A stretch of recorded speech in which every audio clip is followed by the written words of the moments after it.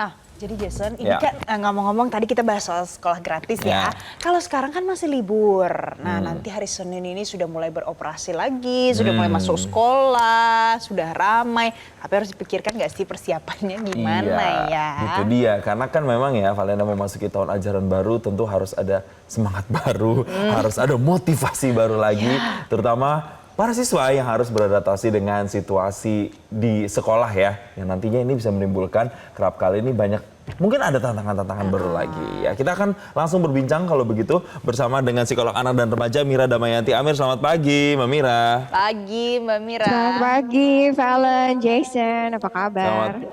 Oke, nanti juga kita akan sama-sama membuka kesempatan untuk Anda pemirsa. Dalam segmen Anda Tanya Psikolog, Anda bisa telepon kami di 021 583 99 100. Anda bisa tanyakan nanti pertanyaan Anda seputar persiapan masuk sekolah, dan juga ada QR. Boleh ditampilkan di QR-nya. Iya, 1, 2, 3, boleh tampilkan? Di layar kaca Anda pemirsa. Ya, membutuhkan beberapa waktu ya. Nanti bisa langsung di-scan. Coba, itu dia nih di sebelah kiri. Yes. Nah, kita langsung tanya ya Jason ya ke Mbak Mira. Mbak Mira, jadi kalau sekarang mungkin ini setiap tahun lah ya, setiap tahun pasti anak-anak akan mengalami hal ini. Apa yang harus dipersiapkan oleh orang tua dan juga anak-anak yang akan masuk sekolah lagi hari Senin? Yang harus dipersiapkan oleh siswa tentunya adalah mulai dari orang tuanya dahulu yang jangan sampai merasa panik, cemas, bagaimana anak saya gitu kan. Jadi ya bagaimana anak sebenarnya adalah bagaimana orang tua, terutama mungkin para ibu ya yang berinteraksi langsung dengan putra-putrinya. Tapi tantangan baru juga mungkin untuk siswa-siswa baru. Misalnya gini, ada dari TK mau masuk SD, ada dari SD masuk SMP, SMP masuk SMA. Nah, biasanya yang baru-baru ini kan adaptasinya itu lebih membutuhkan lebih challenging dibandingkan mereka yang sudah ada di tingkat pendidikan tertentu. Nah, itu gimana tuh, Mbak? Apalagi kalau tadi disebut ya, setelah liburan ini kan anak-anak juga yang paling mudah adalah ritme tidur. Biasanya kalau liburan mereka bisa tidur sampai larut malam, lalu paginya juga bangunnya mungkin agak siangan. Ini challenge tersendiri ketika besok paginya hari pertama di minggu-minggu pertama mereka harus bangun lebih awal kan gitu ya. Dan biasanya kalau masuk dari jenjang sebelumnya masuk ke jenjang berikutnya yang lebih tinggi, yang menjadi tantangan buat anak-anak adalah bagaimana lingkungan pergaulan mereka di sekolah, interaksi dengan teman-temannya, gitu. Nah, di sini mungkin kalau anak-anak yang sudah beranjak remaja, mungkin bisa ada masa orientasi gitu ya, mungkin dari sekolah yang diberikan sehingga anak-anak bisa mengenal lebih banyak, lebih luas lagi tentang lingkungan sekolah, peraturan yang ada, lalu juga mungkin kakak-kakak kelas dan juga teman seangkatannya ya, gitu kan. Itu yang biasanya memang terlepas dari kesulitan pelajaran di jenjang yang lebih tinggi, biasanya yang lebih banyak mengkhawatirkan bagi siswa-siswi baru ini adalah lingkungan pergaulan di sekolah. Bicara soal masa orientasi, biasanya yang ikut kepikiran, kemudian persiapan itu kan nggak cuman anak-anaknya saja, tapi juga orang tuanya. Apalagi sekarang kan didera dengan informasi, ada bullying lah, macam-macam nanti dipeloncoi misalnya begitu. Bagaimana untuk mempersiapkan mental untuk menghindari hal-hal seperti itu pada saat masuk sekolah, Mbak Mira? Ya, kalau kita membuat anak-anak ini memiliki resiliensi yang kuat ya, terutama menghadapi bully, itu adalah memang datangnya dari rumah gitu. Jadi lingkungan rumah yang memberikan situasi yang aman dan nyaman, yang memudahkan anak-anak ini untuk mampu mengkomunikasikan permasalahan apa saja yang mereka hadapi, terutama di lingkungan sekolah gitu kan. Mereka bisa terbuka dengan orang tuanya dan tidak takut bahwa mereka akan dikecilkan, dianggap cengeng, dianggap pengecut gitu. Karena memang saya paham masih banyak lingkungan kita, nggak hanya di sekolah ya, lingkungan kita ini yang memang masih rentan terhadap fenomena perundungan ataupun bullying tersebut. Gitu. Jadi lingkungan keluarga yang memungkinkan anak berkomunikasi secara terbuka gitu kan, itu adalah modal dasar gitu.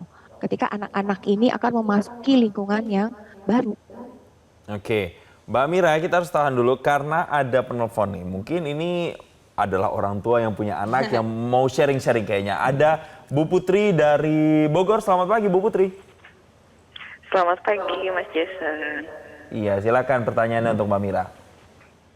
Iya, selamat pagi Mbak Mira. Yang saya mau tanyakan, kalau misalnya anak saya kan mau mulai sekolah hari Senin besok nih.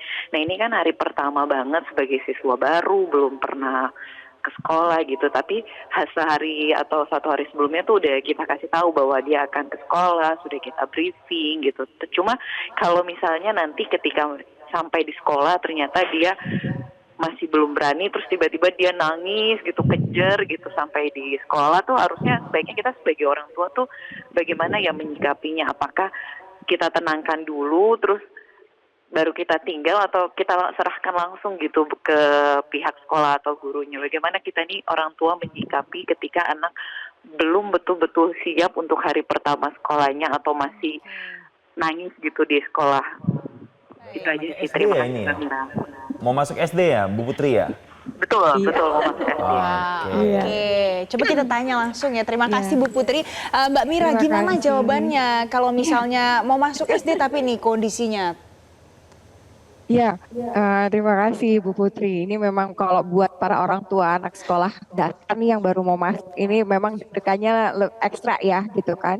Jadi memang pada anak-anak itu mereka rentan mengalami, anak-anak usia muda atau kecil ini adalah mereka rentan mengalami yang disebut dengan separation anxiety gitu ya.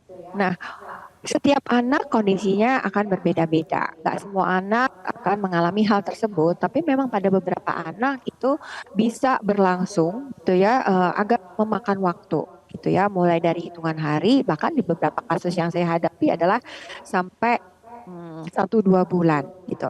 Nah, untuk Ibu Putri, guna mengantisipasi hal tersebut, memang sebaiknya melakukan komunikasi dengan pihak sekolah guna menjajaki sekiranya kalau hal ini terjadi, protokol apa yang biasanya dilakukan oleh pihak sekolah.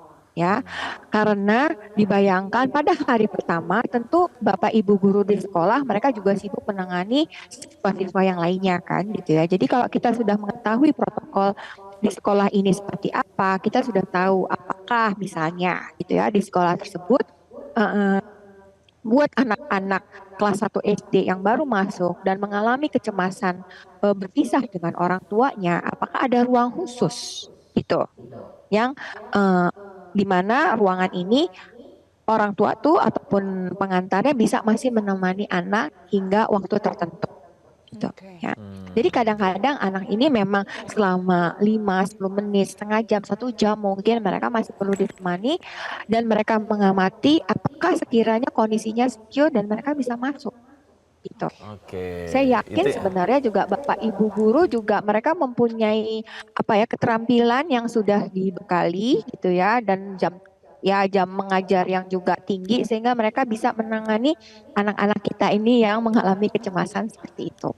Ya, intinya harus ada kerjasama antara pihak sekolah dan juga orang tua. Kalau bisa spesifiknya dianterin, ya kan diberikan semangat supaya masuk gerbang sekolah tuh udah punya happy, udah punya mindset, ayo belajar gitu, lebih semangat gitu ya. Terima kasih Mbak Mira Damayanti Amir, psikolog anak dan remaja telah bergabung bersama kami di Selamat Pagi Indonesia. Terima kasih Mbak Mira. Jelajahi cara baru mendapatkan informasi. Download Metro TV Extend sekarang.